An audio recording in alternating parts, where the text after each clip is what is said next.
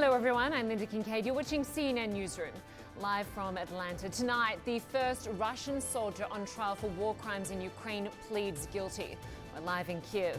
Then, the world's oceans are the warmest they've ever been, and the UN is sounding the alarm.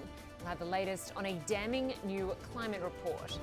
And later, Taliban rule means girls still can't go to high school in Afghanistan, but some are fighting back. We'll have a special report from Kabul.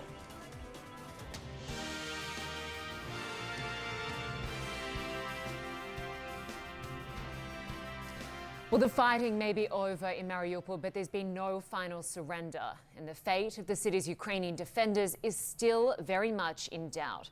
Russia says nearly 1,000 fighters have now surrendered at the Azovstal steel plant, most of them taken to a detention center in a Russian-controlled territory in Donetsk.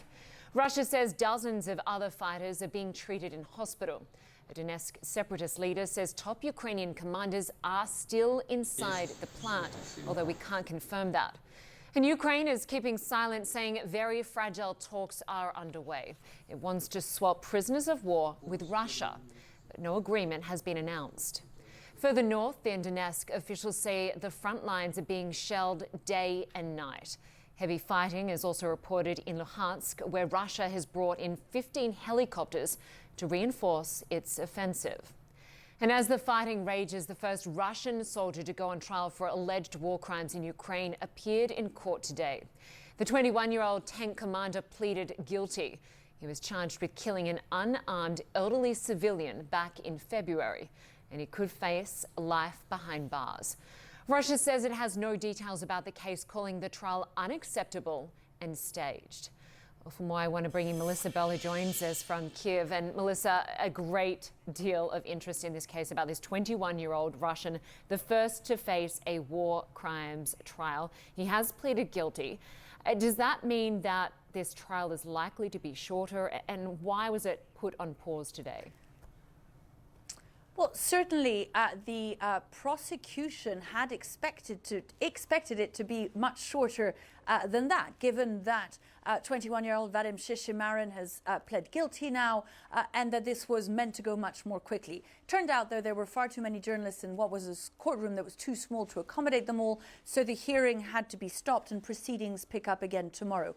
What we did learn, but beyond Shishimarin's plea, though, that guilty plea that you mentioned, Lynda, is also that we're going to be hearing from another key witness when proceedings resume tomorrow. He is another Russian prisoner of war who was traveling in Vadim Shishimarin's car the day the prosecution alleges that he killed that unarmed civilian. Now, he's pled guilty to that, but what this extra testimony is going to provide, and we didn't know there was going to be a second prisoner of war giving testimony, is a much clearer picture of exactly what went on and why he says he shot that unarmed civilian. So another day of high drama expected tomorrow, and it should make for an interesting hearing.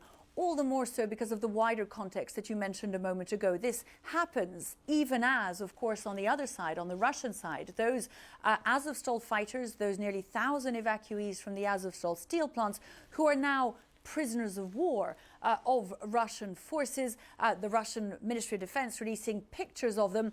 Their fate now hangs in the balance as well, with the leader of the Donetsk People's Republic, and that is the area in which they find themselves physically, hinting today during a press conference that these men should now be put on trial. Now, we don't know if that will happen, we don't know when it'll happen, but what does seem clear now is that those evacuations we've been witnessing from Azovstal since last night, much less clearly the subject of a straightforward prisoner of war exchange. And I think that is a huge disappointment to the families of the men involved. Lynda.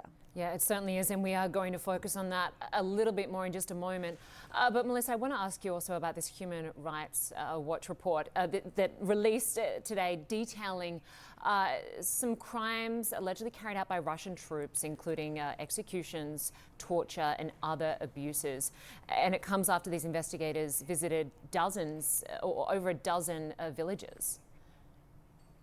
That's right. We're talking about the Chernihiv region that we visited on Sunday, Lynda, and it's a part of the country where, beyond the very dramatic siege of Chernihiv city itself that you'll remember we covered for several weeks, there is, of course, what went on much more quietly in the countryside all around. Chernihiv region is fairly large. It borders Russia, and this is a part of the country that was taken very quickly in the first few days of the war. It is then a part of the country that is now liberated, where these crimes are now beginning to emerge. Alleged war crimes, as you say, with Human Rights Watch speaking about some of those summary executions, forced disappearances that it is documenting, all part of the wider Ukrainian attempt to understand exactly what went on. The chief prosecutor here in Ukraine has been speaking to us, Lynda, and saying that all of that help that Ukrainian authorities are getting on the ground, and specifically in those parts of the country that were occupied by Russian forces, really crucial in helping Ukraine build up a wider picture of what's been going on in the country. So far, more than 12,000 documented cases of alleged war crimes by Ukrainian authorities, some the subject of investigations already, others, as in the case of Vadim Shishimarin, the subject of a court case, of a trial that is now going on, that will continue to follow tomorrow, Lynda. All right, Melissa Belforce in Kyiv, thanks so much.